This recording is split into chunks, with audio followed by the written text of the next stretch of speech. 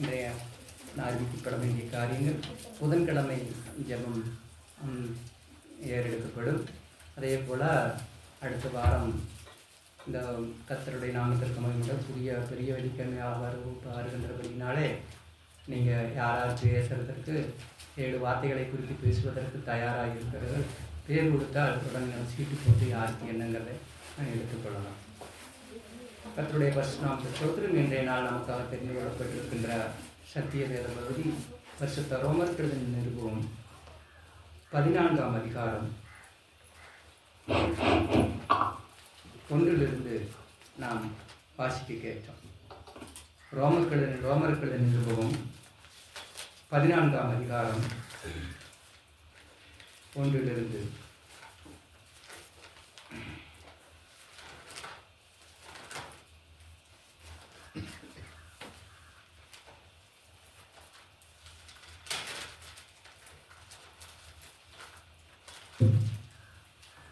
விசுவாசத்தில் பலவீனம் உள்ளவரை சேர்த்துக் கொள்ளுங்கள். ஆனாலும் அவனுடைய மன ஐயங்களை குற்றமாக நிர்ணயாமல் இருந்தார். ஆண்டவருடைய நாமத்திற்கு மகிமை உண்டாகட்டும். கிறிஸ்தவர்கள் என்று சொல்லிக்கொண்டு கிறிஸ்தவம் அல்லாத ஒரு வாழ்க்கையை அவர்கள் வாழ்ந்து கொண்டிருக்கிறார்கள். கிறிஸ்தவம் என்று சொல்லுவார்கள். இந்த குழந்தைகளுக்கு நல்ல பழக்கம் இல்லை. இந்த முன்னையெல்லாம் பெருசாகிற போது எப்படி இருப்பாங்கன்னு எனக்கு புரியல. பக்கத்தில் உட்காந்துட்டு ஆண்டவருடைய வசனத்தை துளுக்க அப்படி கேட்கணும். 5 அப்பத்தையும் 2 மீன் துண்டையும் வைத்துக் கொண்டிருந்த அந்த குழந்தைகள் எப்படி ஆண்டவருடைய வார்த்தைகளை கேட்டுக்கொண்டிருந்தார்களோ அதெல்லாம் இன்றைக்கு உலகம் எங்கிலும் அதனுடைய குழந்தைகளுடைய வார்த்தைகளை நாம் பேசிக் கொண்டிருக்கிறோம். இந்த பேய்களெல்லாம் உடனே ஓடி போயிரு வெளியே. எந்தாவது ஒரு நல்ல பழக்க வழக்கம் இந்த பேய்களுக்கு இல்லை. இந்த பேய்கள் அப்பேற்பட்ட பேய் இந்த குழந்தைங்க அப்புறம் வீட்டில் எப்படி இருப்பாங்க? பொறுப்பற்றவங்களா இருப்பாங்க. வர சொல்ல முடியாதுல்ல. எங்கெங்க தெரியுறாங்கன்னு பாரு. ஒருத்தருமே இல்லை. எங்க போனாங்க?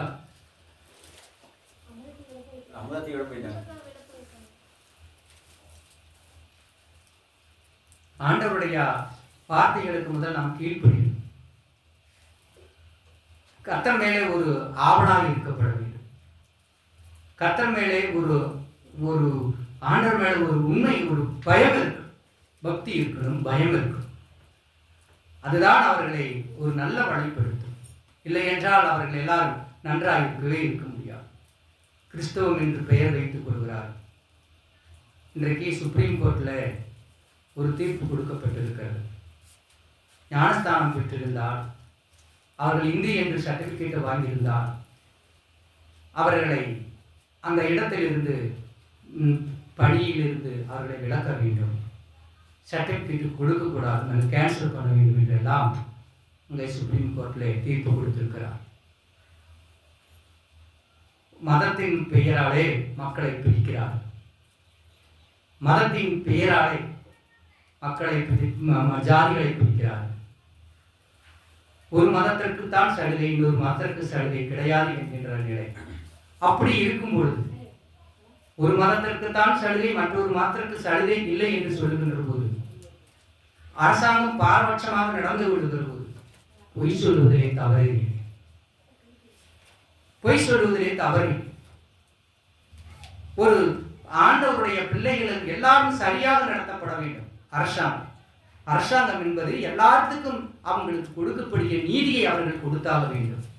ஆனால் அவர்கள் அந்த நீதியை கொடுக்க மறுத்துவிட்டு இந்து ராஜ்யம் என்று சொல்லி பொய்க்கும் புரட்டுக்கும் அவர்கள் தன்னை தாய்த்து கொண்டு இந்த நாட்டில் இருக்கிற மக்கள் அனைவரையும் இந்துக்குள்ளே கொண்டு வர வேண்டும் என்று சட்டம் இயற்றுகிறார் என்று சொன்னால் அந்த சட்டத்தை மதிக்க வேண்டிய அவசியம் யாருக்குமே கிடையாது.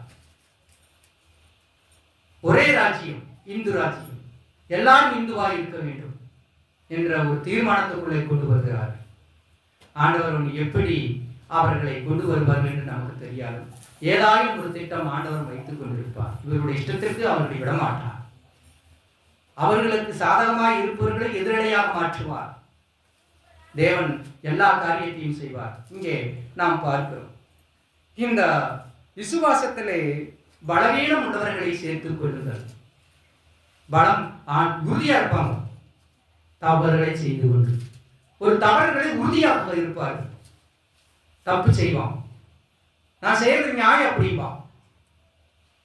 தான் செய்கிற நியாயம் தன்னுடைய தவறுகளை திருத்திக் கொள்ள மாட்டார்கள். ஒரே பிடிவாதம். அப்படிப்பட்டவர்களாக இருக்கிறவர்களை காட்சிடும் சொல்லுகின்ற வார்த்தைகளை கேட்டு அதன் வழியிலே நடக்கின்ற பலவீனம் உள்ளவர்கள் தான் கேட்பார். ஒருவர் ஒரு தடியை எப்பொழுது பிடித்துக் கொள்கிறார்கள்? பலவீனமாயிருக்கும் பொழுது, நடக்க முடியாமல் இருக்கும் பொழுது ஒரு தடியை பிடித்துக் கொள்கிறார்கள், அதை பற்றி கொள்கிறார்கள். பலவீனமாயிருக்கிறவர்கள் தேவனுடைய ஆதாரமாக இருக்கின்ற சத்தியத்தையும் அவருக்கு பயப்படுகின்ற பயத்தையும் பிடித்துக் கொள்கிறார்கள். அந்த கிறிஸ்துவமாய் இருக்கிறேன் என்று சொல்லுகின்ற மக்கள், ஆண்டவருக்குள்ள இருக்கிறேன் என்ற மக்கள், அவர்கள் தைரியவான்களாய் இருக்கிறபடினாலே பாவத்தை செய்வதற்கு அவர்கள் தைரியவான்களாக இருக்கிறார்கள். பாவத்தை செய்வதற்கு அவர்கள் துணிந்திருக்கிறார்கள். பொய்களை பேசுவதற்கு அவர்களுடைய நாவுகள் தடைபடாமல் இருக்கின்றது, தடைகட்டப்படாத இருக்கின்ற பாம்புகளை போல தேவனுடைய பிள்ளைகள் என்று சொல்லுகிறார்கள். ஆனால் நாவிலே வருகின்ற அத்தனையும் பொய்யின் வார்த்தைகள்.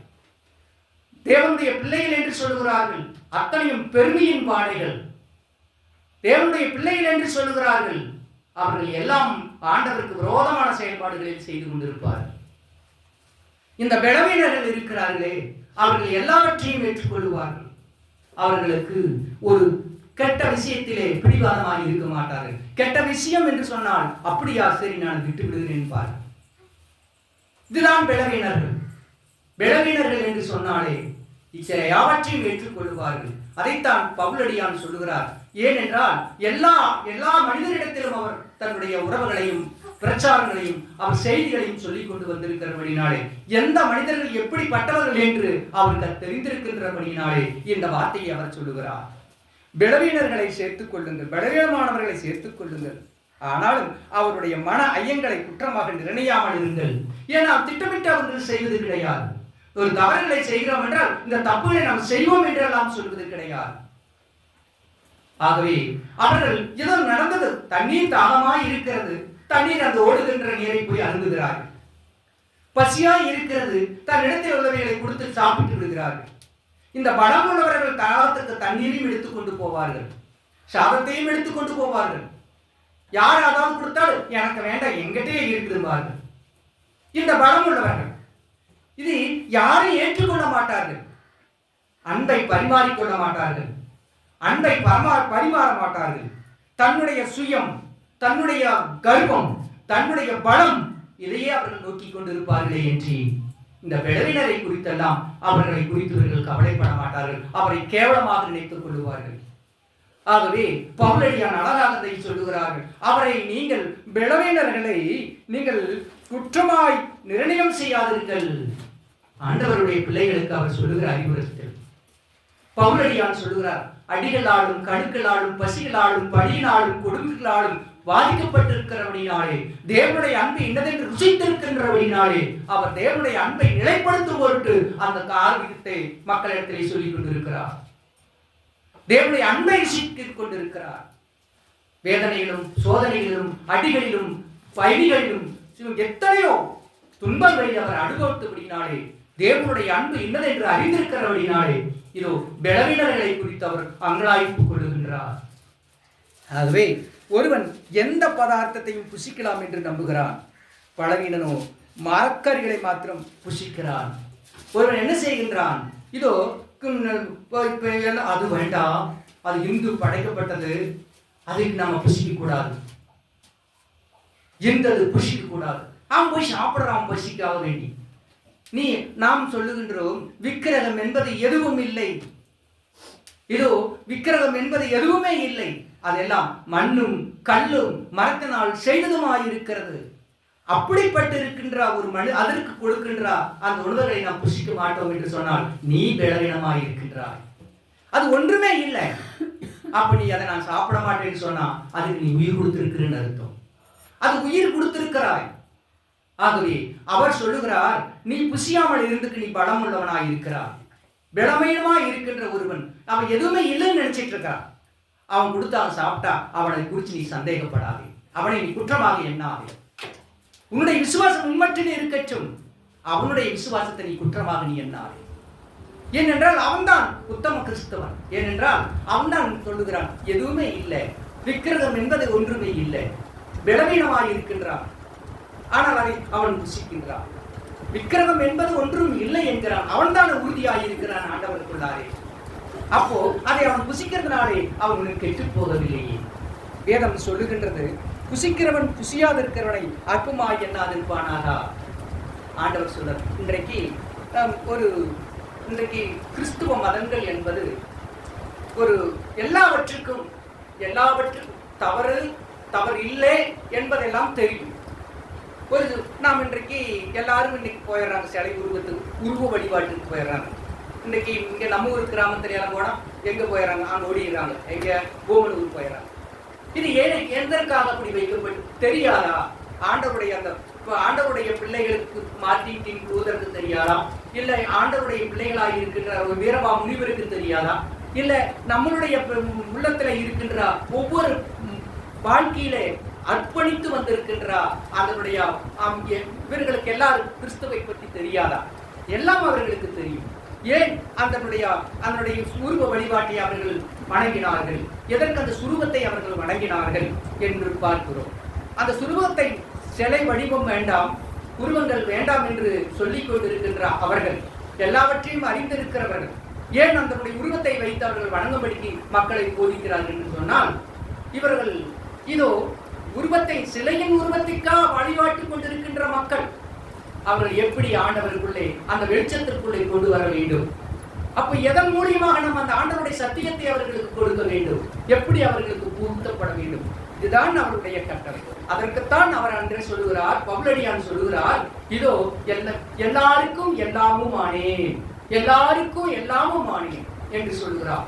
அப்போ எல்லாருக்கும் எல்லாமும் ஆனேன் என்றால் எல்லாருக்கும் தேவனுடைய சத்தியம் நுழைய வேண்டும் என்றால் ஒருவனுக்கு அந்த வழி போனத்தான் அதை நாம் சொல்ல முடியும், இல்லை என்றால் சொல்ல முடியாது. அதற்காகத்தான் உருவ வழிபாடுகளே இன்றைக்கு வேளாங்கண்ணி என்கிறார்கள், இன்றைக்கு எங்கெங்கேயும் போறாங்க, படிமைய மாதா என்கிறார்கள், இங்கே இந்த பாண்டிச்சேரி போகிறார்கள், வில்லியனூர் மாதா என்று சொல்லி இன்றைக்கு எல்லா இடங்களிலும் போகிறார்கள். ஏன் அவர்களுக்கு தெரியாமலா அதை வைத்தார்கள்? இந்த ரோமில எல்லாம் தெரியும். எப்படி அந்த மக்களை திக்கு தெரியாத தீவிலே போய் கொண்டிருக்கிற மக்களை எந்த வழியாக தேவனுடைய சமூகத்திற்குள்ளே கொண்டு வர வேண்டும், தேவனுடைய சமூகத்திற்குள்ள தேவ சத்தியத்தை அவர்களுக்குள் நுழைக்க வேண்டும். அதுதான் அவர்களுடைய நோக்கம். ஆகவே அதற்காகவே அவர்கள் அதை கொண்டு வந்தார்கள். அதற்குத்தான் பவுலடியான் சொன்னார், எல்லாருக்கும் எல்லாமும் ஆனேன். நாம் யாரையும் குற்றம் சொல்லுவதற்கு இல்லை. உன்னுடைய இதயத்திற்குள் தேவன் எப்படி ஏங்குகிறாரோ அப்படி நீ நடந்து கொள். ஆனால் அடுத்தவர்களை பார்த்து நாம் என்ன செய்யக்கூடாது? குற்றம் சொல்லக்கூடாது. தேவன் ஒவ்வொருவருக்கும் எல்லாரையும் ஒரே ரூபத்திலையும் படைக்கவில்லை, எல்லாருமே ஒரே ரூபத்தில் படைக்கவில்லை. எல்லா மனிதனை பல விதத்தில், பல வண்ணங்களிலே, பல செயல்பாடுகளிலே, பல நிலைகளிலே படைத்து உருவாக்கி வைத்திருக்கிறார். அவருக்கு தெரியாத ஏன் எல்லாத்தையும் ஒன்றாகவே நிறுத்தி வைக்கலாமே, எல்லாத்தையும் ஒன்றாகவே படைத்திருக்கலாமே. ஏன் ஒவ்வொருவரையும் ஒவ்வொரு விதமாக, ஒவ்வொரு நிறமாக, ஒவ்வொரு வளத்தையும் கூடையும், அவர் கருப்பும் சிவப்பும் ஊனமும் இப்படி எல்லாம் படைக்கப்பட்டிருக்கிறார் என்று சொன்னால் அதைத்தான் மக்களிடத்திலும் காட்டுகிறார். யாரையும் நீ இளவினாய் எண்ணாதே. உன்னுடைய கிரியை, உனக்குள்ளே ஒரு பலம் இருக்குமே, ஆனால் அது உண்மையிலே இருக்கட்டும். பிறரை நீ அற்பமாக நினைக்க கூடாது. இதுதான் நம் கிறிஸ்தவனுடைய ஆண்டவருடைய பிள்ளைகளுக்குள்ளால நமக்கு கொடுக்கப்பட்டிருக்கின்ற சத்தியம். யாரையும் நாம் அற்பமாய் எண்ணக்கூடாது, அற்பமாய் எண்ணக்கூடாது. யாரையும் குறைகளாக நாம் நினைத்துக் கொள்ளக்கூடாது, யாரையும் விடவினர்களாக நாம் எண்ணக்கூடாது. ஆண்டவருடைய பிள்ளைகளாய் நீ பலமுள்ளவனாயிருந்தால் நீ பலமில்லாதவர்களை தாங்க வேண்டும். அதைதான் நம்ம இடத்திலே ஆண்டவன் கேட்கின்றது. அதைத்தான் பவுலடியானும் எழுதுகிறார். என்ன எழுதுகிறார்? புசிக்கிறவன் புசியாதிருக்கிறவனை அற்பமாய் எண்ணாதிருப்பானாக. நீ ஞானஸ்தானம் பெற்றிருக்கிற, நீ போய் நீ சாப்பிடலாமா? நீ ஞானஸ்தானம் பெற்றிருக்கிற போய் நீங்க சாப்பிடலாமா என்றெல்லாம் சொல்லுவார். ஏன் நீ அதை தப்பா எடுத்துக் கொள்ளுகின்றார்? ஆண்டவருடைய அவர்கள் செய்கிறார்களே, அவர்கள் வாங்கி சாப்பிடுகிறார்களே, நீ ஏன் அதை பலவீனமாக எடுத்துக் கொள்ளுகிறார்? உனக்கு அருவருப்பாக தோன்றுதான், நீ அதோடு நிறுத்திக்கொள். அடுத்தவரிடத்தில் அதை நீ சொல்லார். அடுத்தவர்களை பார்த்து கேவலமாக பேசார். வேதம் சொல்லுகிறது. அடுத்ததாக சொல்றார், இதை புதிய புசியாது இருக்கிறவனும் புசிக்கிறவனை குற்றவாளியாக தீர்க்காதிருப்பானாக. தேவன் அவனை ஏற்றுக்கொண்டாரே, அவர் ஏற்றுக்கொண்டார். நீயே அவர்களை குற்றமாக எண்ணுகிறார். தேவன் என்னோரையும் அன்பு நிறைந்தவராக பார்க்கிறார். அன்பு நிறைந்தவர், யாரையும் ஒருவரையும் குற்றம் சொல்லக்கூடாது. அதுதான் கர்த்தருடைய நீதி. குற்றம் சொல்லிக்கொண்டே வாழ்க்கை நடத்தி கொண்டே இருக்கிறது. நீ குற்றம் சொல்லிக்கொண்டே இருக்கிறாய் என்று சொன்னாலே உன் தேவனுடைய வாசப்படியை நீ இன்னும் அணுகாமல் இருக்கின்றாய். கர்த்தருடைய பாதத்தை நீ இன்னும் தேடாமல் இருக்கின்றாய். கர்த்தருடைய வார்த்தைகளை நீ ஏற்றுக்கொள்ளாமல் இருக்கின்றாய். ஆண்டவருடைய சமூகத்திற்குள் தானியேல் சொல்லுகிறார், தானியேலின் இடத்திலே சொல்கிறார், இதோ நாங்கள் அவர்கள் சாப்பிடுகின்ற மாமிசத்தையோ அவர்கள் கொடுக்கின்ற மதுபானத்தையோ நாங்கள் சாப்பிட மாட்டோம். 10 நாள் வரைக்கும் எங்களை சோதித்து பாருங்கள். இதோ நான் எங்களுக்கு இலைக்கறி மாத்திரம் எங்களுக்கு கொடுங்கள். நாங்கள் சோதித்த பின்பு நீ என்ன சொல்கிறீரோ அதன்படியே நாங்கள் செய்கிறோம் என்று சொன்னார்கள். இந்த 10 நாள் அளவும் ராஜா கொடுக்கின்ற மதுபானத்தையோ அவர் கொடுக்கின்ற மாமிசத்தையோ அவர் கொடுக்கின்ற உணவுகளை அவர்கள் சாப்பிடாமல் கீரை பருப்பு இவைகளை மாத்திரமே சாப்பிட்டுக் கொண்டிருந்தார்கள். ஆகவே இவர்கள் என்ன செய்தார்கள், அந்த அந்த மதுபானத்தை குடித்து அவர்கள் மயங்கி தவறான பாதைகளை அவர்கள் செய்யவில்லை. ஆகவே இவர் ஒரு தன்னை கட்டுப்பாட்டுக்குள்ளே தேவனுக்கென்று வைராக்கியமாய் கொண்டிருந்தார்கள். ஆகவே அவர்கள் எல்லாருடைய முகத்தை காட்டிலும் இவருடைய முகங்கள் களையுள்ளதாக இருக்கிறதை நாம் கண்டோம். அவர்களுக்கு நமக்கு நாமே கட்டுப்பாடுகள் பிறரை அவர்கள் சொல்லவில்லை. இது அவர்கள் அப்படி சாப்பிட்டார்கள், அவங்க நன்றா இருக்கிறார்களா, நாங்கள் இப்படி சாப்பிட்டோம், நாங்கள் கெட்டா போய்விட்டோம் என்றெல்லாம் அவர்கள் சொல்லவில்லை. ஒருவன் நாட்களை விசேஷித்துக் கொள்கிறவனா இருந்தால் தேவனுக்கென்று விசேஷித்துக் கொள்ள வேண்டும். மனிதர்களுக்கு அல்ல, மனிதனுடைய செயல்பாடுகளுக்கு அல்ல. கர்த்தரை மெய்யாய் நீ தேட வேண்டும். நீ கர்த்தரை கனம் பண்ணு.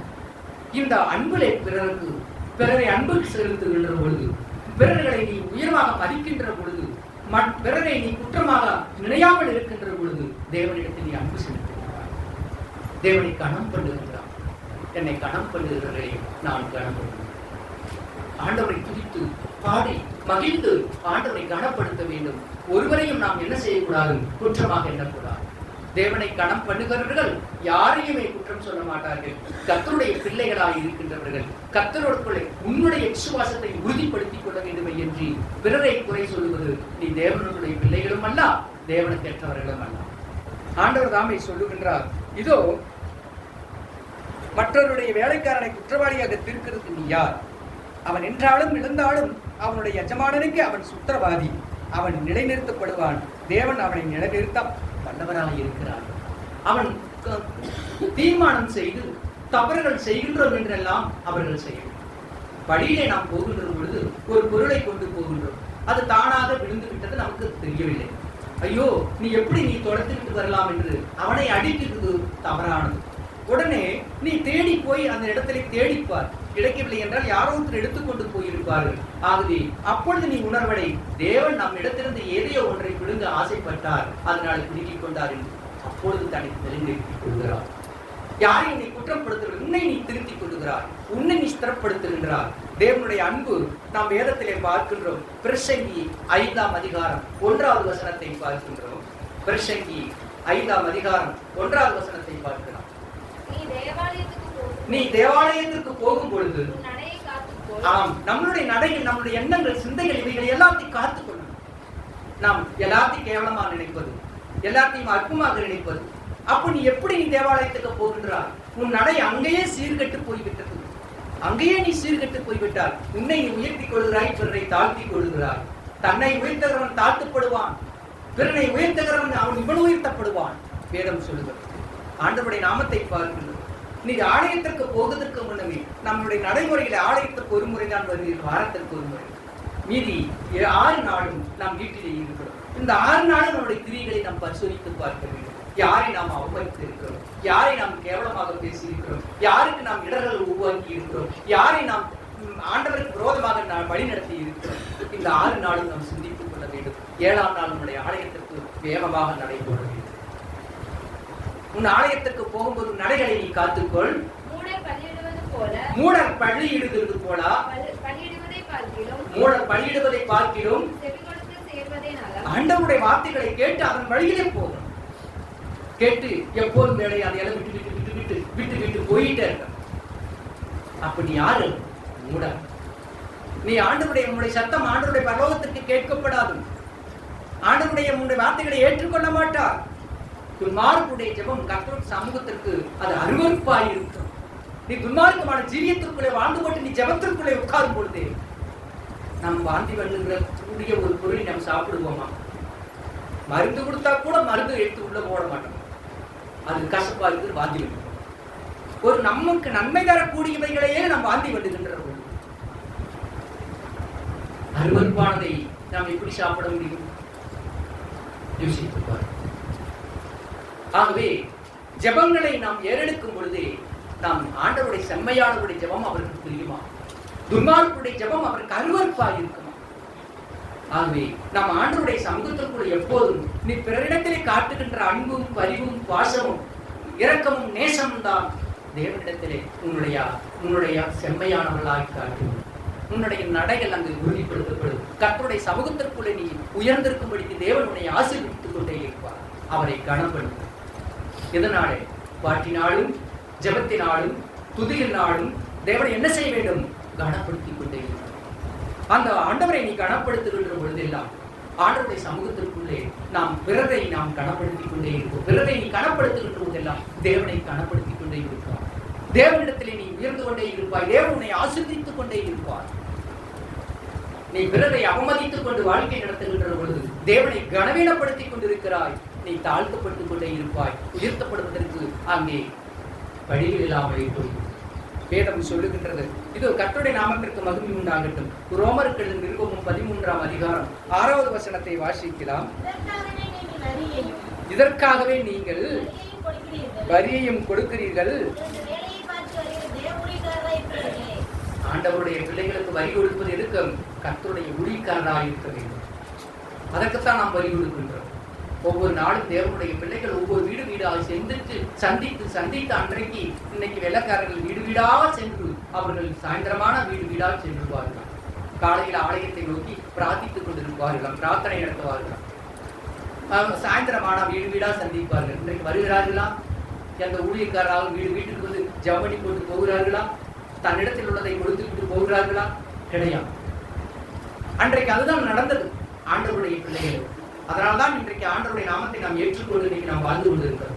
இப்படி வாழுகின்ற வாழ்க்கையை அரசாங்கம் சொல்லுகின்றது, இவர்களுக்கு சலுகை கொடுக்காதே.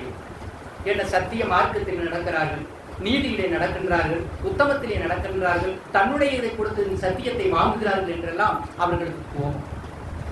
நாம் என்ன செய்ய வேண்டுமா? கத்தி எடுக்க வேண்டும். நாம் வழியில போறீங்கள் வெட்டணும். ரோட்டில் யாரும் போகக்கூடாதுன்னு சொல்லி போட்டு தாழ்ப்பா. யார் போனாங்க நீ பாட்டுக்கு ஆடிட்டு இருக்கணும். இங்கே 60 அடி கம்பத்தை எடுத்துக்கணும். நடு ரோட்டில் யாரையும் உள்ள போகக்கூடாதுபடி நடு ரோட்டில் நீட்டு ஆடிட்டு இருக்கணும். சேத்தவாரி மூஞ்சியில் பூசிக்கணும். இந்த மாதிரி நடந்தால்தான் நமக்கு சலுகை கிடைக்கும்.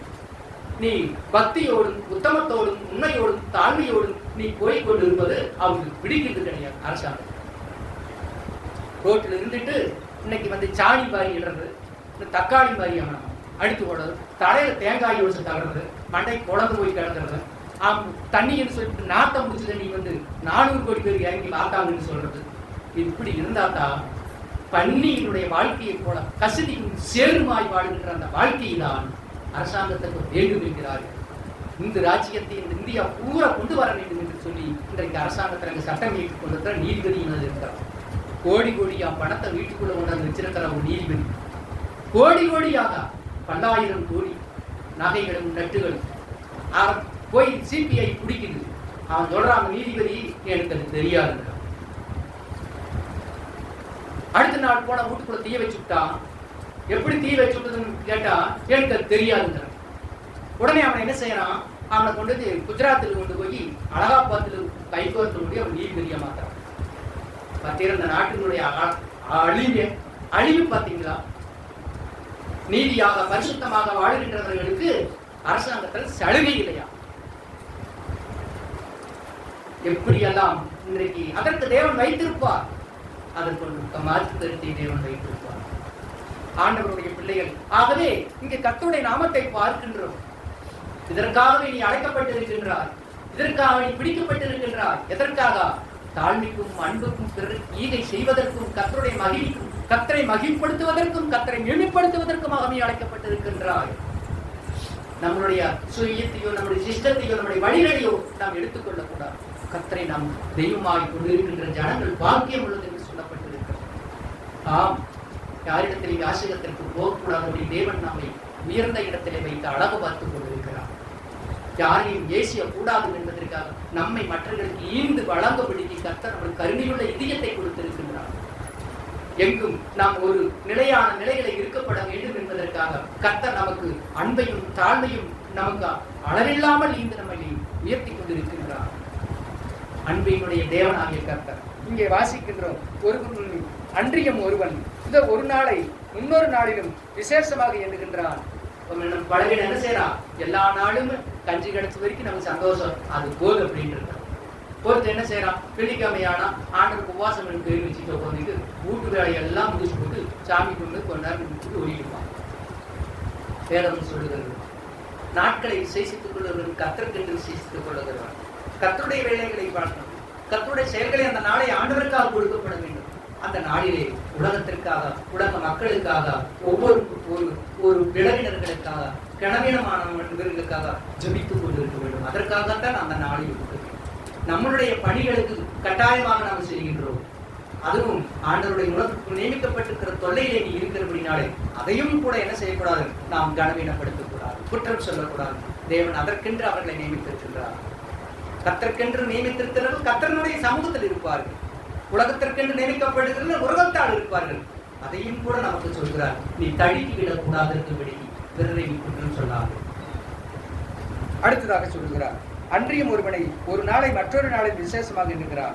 வேறொருவன் இதை எல்லா நாட்களிலும் சரியாக எண்ணுகிறான். அவனவன் தன் தன் மனதிலே முழு நிச்சயத்தை உடையவனாய் இருக்கிறவன். அவர்களுக்கு என்ன ஆண்டவர் சொல்லுகிறாரோ அதன்படி அவர்கள் சொல்லிக் கொண்டிருப்பார்கள். நாட்களை விசேஷித்துக் கொள்ளுகிறவன் கர்த்தருக்கென்று விசேஷித்துக் கொள்ளுகின்றான். நாட்களை விசேஷித்துக் கொள்ளாதவனுடைய கர்த்தருக்கென்று விசேஷித்துக் கொள்ளாதிருக்கின்றான். புசிக்கிறவன் தேவனுக்கு ஸ்தோத்திரம் சொல்லுகிறபடினால் கர்த்தருக்கென்று புசிக்கிறான். அவன் புசிக்கிறவன் என்ன செய்யறான்? கர்த்தருக்கு ஸ்தோத்திரம் சொல்றான். நீ எங்க போய் தண்ணி கொண்டு வந்து சாப்பாடு கொண்டு வந்து நம்ம சமைச்சு நம்ம எந்திரிச்சு நம்ம சாப்பிடாமே நமக்கு ஒரு சாப்பாடு கிடைக்கிறது. ஆண்டவரே அதை செய்யற அளவுக்கு நமக்கு தைரியத்தை கொடுத்திருக்கிறார், பலத்தை கொடுத்திருக்கிறார். அந்த ஆதாரத்தை தெரிவிக்கும்படிக்கு எல்லாம் நமக்கு தண்ணி கொண்டு வருவதற்கு, அதனுடைய ஞானமாக அதனுடைய பொருட்களை எடுத்து போடுவதற்கு, அதை செய்வதற்கு எல்லாமே கர்த்தர் அவனுக்கு ஞானத்தை கொடுத்திருக்கிறபடினாலே அந்த சாப்பாட்டை அவன் சாப்பிடுகின்றது கர்த்தரை தோத்தரித்து அதை யாருக்கென்று சாப்பிடுகிறான்? கர்த்தருக்கு. என்ன பலத்தை கொடுத்தார், ஞானத்தை கொடுத்தார். சாப்பாடுக்கு எந்த விதமான அசம்பாவிதம் நடக்கக்கூடாது இருக்கும்படி நமக்கு ஆண்டவர் நமக்கு தைரியத்தை கொடுத்தார், பாதுகாப்பு கொடுத்தார், நமக்கு பொருள் கொடுத்தார். அதற்கு ஆண்டவருக்கு ஸ்தோத்திரம் என்று சொல்லி அது இத்தனையும் சென்று பிற்பாடு உடல் ஆரோக்கியத்திற்கு அது உபாமல் போய்விட்டால் உள்ளத்திலே ஏதாயிலும் ஒரு தொந்தரவுகள் உருவாகாத வண்ணம் அதை காக்கும் என்று சொல்லி ஆண்டவரை ஸ்தோத்திரித்து அவர் சாப்பிடுகிறார். ஆகவே இது யாருக்கென்று சாப்பிடுகிறான்? அவருக்கென்று சாப்பிடுகிறார். அவர்தான் நம்மளுடைய கடல்விடங்களிலே நம்மை தாங்கினார். அவர்தான் இன்னும் பலப்படுத்தும்படிக்கு நம்மை தாங்கிக் கொண்டு வருவார். அதற்கு கர்த்தருக்கென்று அவன் சாப்பிடுகிறான், அவனுக்கென்றான். சரீரம் யாருடையது? கர்த்தருடையது. சரீரம் யாருடையது? கர்த்தருடையது. அந்த சரீரத்தை போஜனப்படுத்தும்படிக்கு, வெளப்படுத்தும்படிக்கு, அதை தைரியப்படுத்தும்படிக்கு அதை ஆண்டவரை ஜெபித்து அதை சாப்பிடுகின்றான். தன்னுடைய சரீரத்தை அவன் ஆண்டவருடைய சமூகத்திற்குள்ளே பலப்படுத்தும்படிக்கு அதை ஜெபித்து அதை சாப்பிடுகிறான். ஆண்டவருடைய சரீரத்தை அவன் பாதுகாத்துக் கொள்கிறான். அப்படி அவன் சாப்பிடாதவன் இதோ கர்த்தருக்கென்று புசிக்கிறான். புசியாதிருக்கிறவனும் கர்த்தருக்கென்று புசியாதிருந்து தேவனுக்கு ஸ்தோத்திரம் செலுத்துகிறான். என்னால் சாப்பிட முடியும், எல்லாமே இருக்கு, சாப்பிட முடியாது. ஏனென்றால் நீ உன்னுடைய நடை, நீ நடந்த நடை அப்படி, நீ பேசின பேச்சுக்கள் அப்படி, நீ எண்ணின எண்ணங்கள் அப்படி, எல்லாமே திருமணம் உள்ளவன் பிரியாவதக்காரனாக இருக்கிறான். தன் பாதையில் எல்லாம் அவன் சேராதபடிக்கு மாறி மாறி விகாரப்பட்டு குணத்திலும் செயல்பாடுகளிலும் சிந்தனைகளிலும் வழிகளிலும் எண்ணங்களிலும் இது எல்லாவற்றிலையும் நாம் மாறி மாறி விகாரப்பட்டு நம்முடைய ஆகாரம் நம் எதிர்மறையாக பேசுவோம். எதை செய்தாலும் ஏற்றுக்கொள்வது கிடையாது. நாம் ஆண்டவருடைய சமூகத்திற்குள் எல்லாவற்றையும் சகித்து யோகி சொல்லுகிறார். எத்தனை அவனுக்கு அவனுடைய மனைவி அவனை தூஷித்தான், தன்னுடைய பிள்ளைகள் எல்லாம் அவனை விட்டு போயிற்று, தன்னுடைய ஆட்கள் எல்லாம் போயிற்று. அப்பொழுது கூட நான் போகும் வழியை நான் அறிவேன் என்று சொன்னார். எவ்வளவு கேவலமாக பேசினார், அவன் நண்பரெல்லாம் கேவலமாக பேசினார்கள். புத்தகத்தை விட்டு அவன் விளக்கவில்லை. தன் பாதைகள் புத்தகத்தை விட்டு விலகாமல் இருந்தபடியினாலே அத்தனை துன்பைகளும் தன் நிதானம் இழக்காமல் இருந்தார். ஆண்டவர் அவனை பார்த்து சொல்கிறார், என் யோகை போல் நிதானமாக நீங்கள் பேசவும். நீ பேசி போட்டு நான் பேசவே இல்லையே, கோபப்பட்டு போட்டு நான் கோபப்படவே இல்லையே, கோபப்பட்டு எல்லாவற்றையும் எரித்த பின்பு நான் ஒண்ணுமே செய்யலையே என்று சொல்றேன். என்ன இருக்கு? பெருமைதான். ஆண்டவர் அவனை குறித்து, யோபை குறித்து ஒரு வார்த்தை சொல்லுகிறார். யோபை கூட நிதானமாக நீங்கள் பேசுவோம். நிதானம் தேவை. நிதானத்தை இழந்து போகக்கூடாது. ஆண்டவர் அவருடைய முகத்தை பார்க்கிறார் என்றால் நிதானம். இத்தனை சோதனைகளிலும், இத்தனை வேதனைகளிலும், அத்தனை சொத்துக்களும் சோகங்களும் அத்தனை துயரங்களும் பட்டுக் கொண்டிருக்கிறான். எத்தனை சுகம் இழந்தான், எத்தனை வேதனை இழந்தான், எத்தனை பொருளை இழந்தான், எத்தனை மக்களை இழந்தான், மனைவி இழந்தான், குழந்தை இழந்தான், பேரப்பிள்ளைகளை இழந்தான், ஆடு மாடுகள் முட்டங்கள் எல்லாவற்றையும் இழந்தான். ஆனால் இத்தனையும் இழந்த போதிலும் கூட யோபு என்ன செய்தான்? நிதானமாய் பேசாமல் பேசினான். நிதானமாக பேசினான். ஆண்டவர் அவனை குறித்து சொல்கிறார். அப்படி இத்தனை கஷ்டத்தையும் இத்தனை வேதனைகளையும் துக்கங்களையும் பட்டிருக்கின்ற அந்த முகத்திலே ஆண்டவர் அவன் முகத்தை, அதனால்தான் ஆண்டவருடைய முகத்தை பார்த்தார்.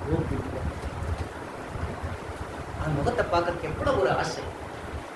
அந்த முகத்தை இத்தனை துயரத்திலையும் கூட அவன் வலுவிலேயே, வலி விலகிலேயே, வலி கோவிலேயே அப்படிப்பட்ட முகத்தை நோக்க வேண்டும் என்று தேவன் அவனுடைய நோக்கத்தை பார்த்தான். தன்னுடைய நண்பர்கள் அவனை தன்னுடைய வேதனையாக பேசிவிட்டு போன போதிலும் கூட அந்த நண்பர்களுக்கும் கூட அவன் ஆண்டவரிடத்தில் வேண்டுதல் செய்தார். பற்றி கருணை, காருண்யம், இரக்கம், பரிவு நிறைந்தவனாக அவன் ஜீவித்தான். எத்தனை துன்பங்கள் வந்த போதிலும் அந்த துன்பத்திலும் பிறருக்கு நன்மை செய்யப்பட வேண்டும் என்று யோபு தன்னுடைய இருதயத்திலே வாஞ்சித்தான். மட்டுமல்ல, செய்து காட்டினான். தன் நண்பர்களுக்கு செய்தான். தன் எல்லாவற்றையும் இழந்தது எல்லாவற்றையும் பெற்றுக் கொண்டான். தேகம் முதற்கொண்டு பொண்ணும் பொருளும் மட்டுமல்ல, தேகத்தையும் இழந்ததை மீட்டுக் கொண்டான். ஆண்டவருடைய அன்பு காரணம். அடுத்ததாக சொல்கிற எபேசியர்கள் நிருபம் 4ஆம் அதிகாரம் 19வது வசனத்தை வாசிக்கலாம். எபேசியர்கள் நிருபம் 4ஆம் அதிகாரம் 19வது வசனம்.